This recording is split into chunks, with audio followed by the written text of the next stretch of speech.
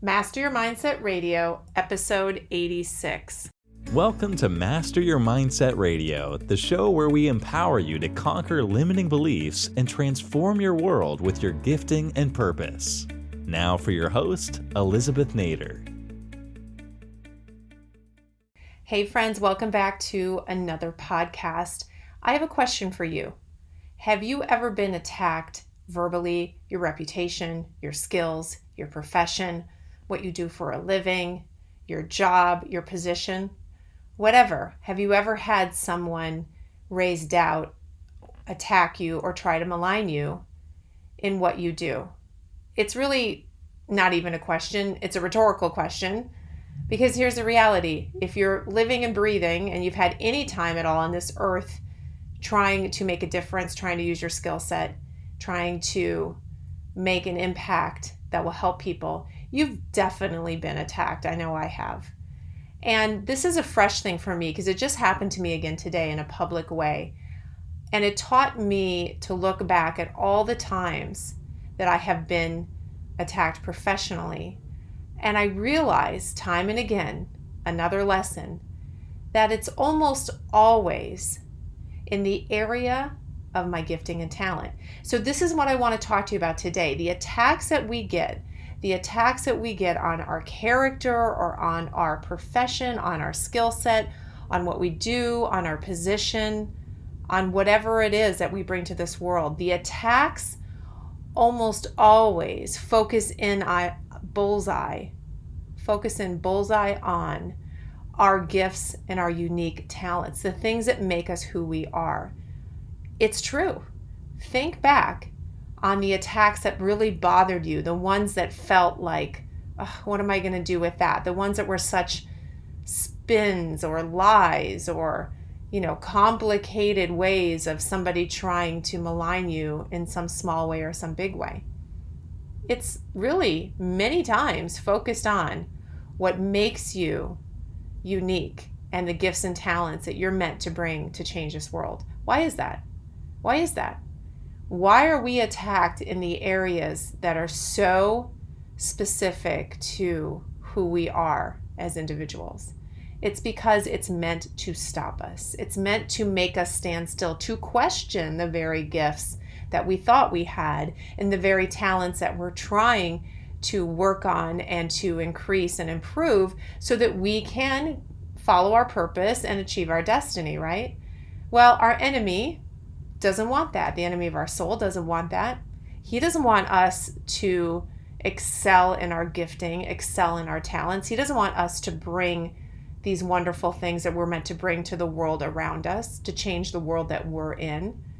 He wants us to fail. He wants us to be stymied. He wants us to stand still. He wants us to question ourselves. So these attacks are formulated, and what happens is these weapons are formed, and he usually will use someone to deliver them, some unknowing person, to deliver this attack on you, however that looks, whether it be through gossip in the office, through something written about you online, through an attack on social media, whatever it is. He will use that to get you to question yourself, to stop, to say, oh, I don't know, maybe I did something wrong, or maybe I'm not as talented in this area as I thought, or maybe I don't want to continue here because I don't want this kind of criticism. That's what it's designed to do. That's what it's intended to do, is to make you stop, to make you retreat, to make you walk away from what you're supposed to do. And often people who attack you are doing so because the mere fact that you're pursuing your purpose, the mere fact that you're attempting to pay the price to develop your gifts into talent so that you can experience purpose makes them uncomfortable because they're not willing to do the same thing. It's not that they're not capable. Everyone is capable of finding their gifts, turning them into talents, and pursuing purpose and achieving destiny. Everyone is. But people sometimes don't want to do it. They don't want to do it. They're not willing to pay the price to do it. So it makes them uncomfortable. It makes them nervous. It makes them feel bad about themselves when they see someone else stepping out and being willing to pay the price and try to operate in that area they believe they're meant to operate in. So as I'm saying that to you, I'm sure you can relate in your career, in your business, in your profession, whatever that is. When that attack comes, it's often from someone who feels uncertain about themselves, who doesn't have that confidence, and therefore you are, in effect, an easy target. So how do you react to all of this? How do you process all of this? Well, when we are first attacked, whether it's verbally or through something that's written down or published or social media or maybe even a performance review at work or whatever it is, gossip, when we're attacked, initially we really have that adrenaline rush, that sort of fight or flight response, because it feels like we're being attacked, even though it's a verbal thing. It feels you have that flush, that frustration, your heart rate goes up. You have a physical reaction to it, especially when it's laced with lies and spin and things that aren't true.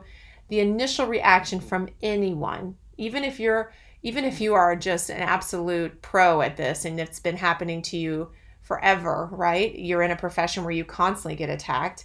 I think, over time, you're in control of that more and more, but that initial response is often that physical reaction to that. And so first we have to tell ourselves, okay, calm down, you're not in danger. This is just a lie being told or the truth being spun or an attack because you're doing well, whatever. You have to get yourself physically under control. And of course, the more you work on that, the easier it becomes to do so. But that is important because sometimes that attack is happening in front of you. Sometimes that attack is happening with that person in the room. And so you have to be in control of your physical response to that attack or to that lie or to that misinformation that's being told about you. So that's definitely the first thing to do. The second thing I think you need to do is to listen closely to the attack, reread it closely or listen to it again or ask questions, because when you do that without that initial adrenaline response and that feeling of this isn't fair or I'm being attacked unfairly or I'm being maligned, when you drop that physical adrenaline response and you really lean into what's being said and you pick it apart, you understand that within that, it's obvious that you're being attacked because you're doing something good. You're pushing into an area someone doesn't want you to, or making them feel uncomfortable, or it's affirmation of what your talent is. And if you really look at that, you start to understand that it's coming from a source, from somebody who has their own issues, from somebody who can't deal with their own situation. And so you have to almost have pity or empathy on that person who's attacking you. And you have to be able to look at it as though you're an outside observer. What is this really saying about me?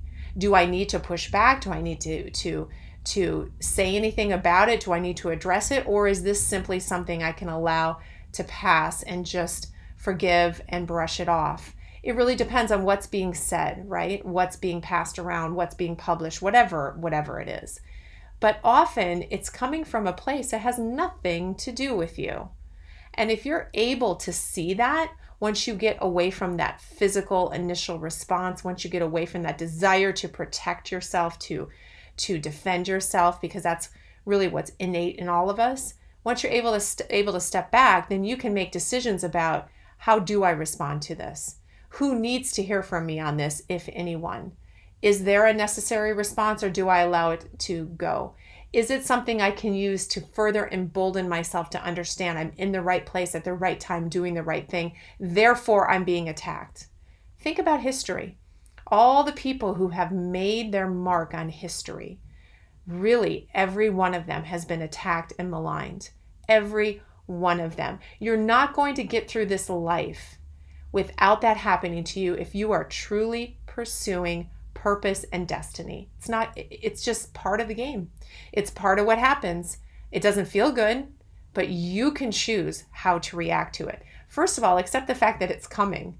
Be prepared, know it's coming, and then decide the right response. Get through all that initial desire to react, and then understand that you can control the narrative as you need to.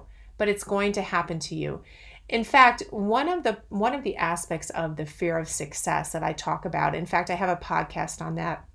I don't know what number it is, but you can go find it on the fear of success. I think it's such a fascinating fear because it's not often talked about, but it's definitely prevalent. But one of the aspects of the fear of success is the desire to stay small. Because what happens when you are more and more successful, and success being defined as, stepping more and more into your purpose, whatever that looks like. When you're more and more successful, you get more scrutiny, wherever that is, however that comes. More and more people will critique you. More people feel the need to speak about you, to weigh in on what you're doing, your choices, your mistakes, your failures, your successes, whatever. There's more scrutiny. You're definitely under a little bit more of a spotlight. And the more success comes more of a spotlight. And some people don't want that. So there is a fear of that increased critique and a desire to hide. And therefore you will find people who will sort of self-sabotage out of a desire to not have that kind of exposure. They will avoid success, particularly because they don't want to be critiqued and have that feeling. And this is even more so now in today's world with social media and everything like that. But it's applicable to any environment, a corporate environment, a small business environment, anything. It's just the truth. When you step into more and more of your purpose, your inner circle gets smaller and the outer circle gets bigger, and everyone thinks they have a need to weigh in and tell you who you are and tell you what you're doing wrong, what you're doing well, whatever. But that exposure gets broader. If you don't want that, you will probably avoid anything that drives you towards purpose or towards success. So it's all part of it. So I say to you that if you are being criticized, if you have been criticized, if you are pursuing your purpose, it's going to come. It's part of the game. You will be criticized. You will be maligned. At times, lies will be told about you, or truth will just be twisted. You need to step back. You need to look at that and say, what's really going on here? Many times, it's an affirmation that you're doing the right thing. Not that you're not without fault or making mistakes, but it's an affirmation that you're making a difference, that you're causing waves, right? There are good waves we need to cause in this world in order to make an impact. So a lot of times it's an affirmation of that. Sometimes we fail, and that's simply people pointing that out, and that's difficult and painful. But remember, failure is only failure if you don't learn the lesson. You either succeed or you learn a lesson. So no matter what, there's something you can take away from this. So I encourage you to get past your initial response, to understand these attacks come, to understand the source of them and why, because it's meant to stop you. It's meant to keep you small. Decide that's not going to happen and deal with it as you need to, each situation differently. But no matter what, allow it to push you forward. Use every attack to actually take you to the next level. That is the ultimate way to deal with the attacks from the enemy as they come to you through other people, through whatever source, is to take it in and allow it to bring you to the next level. Don't hide, don't run away from it, face it in whatever way makes sense, but know that the more that happens, the more you are likely on path to your purpose, to experience your destiny. So I want to encourage you today, some of you listening, you haven't had an attack for a while, that's okay. Check and make sure though that you're pushing the envelope towards your purpose, but some of you have been recently attacked or hurt by people in the workplace, in your business, in your profession, on social media, whatever it is. Maybe you're standing up for something that people are attacking you for.